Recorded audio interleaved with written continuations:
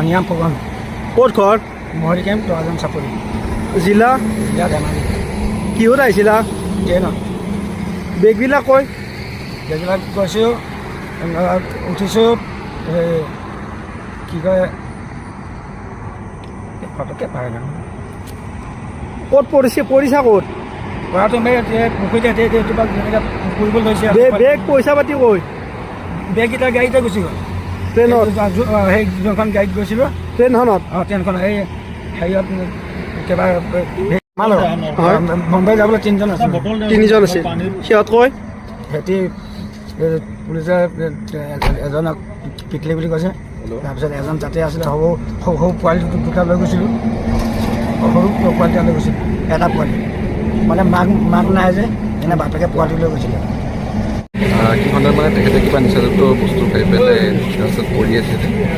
আমাক তেনেকৈ জনাই পেলাই আমি আহোঁ আহি পেলাই তেখেতক উদ্ধাৰ কৰোঁ এতিয়া চেঞ্চটো তেখেতৰ আহিছে পানীকে খুৱাই দিম খুৱাই পেলাই এতিয়া চেঞ্চটো আহিছে তেখেতৰ নামটো হৈছে আপোনাৰ ধনীৰাম ফুকন তেখেত তৰাজনৰ পৰা আহিছিলে ধেমাজি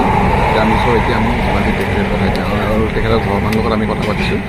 তেখেতক যাব দিছিলে ঘৰলৈ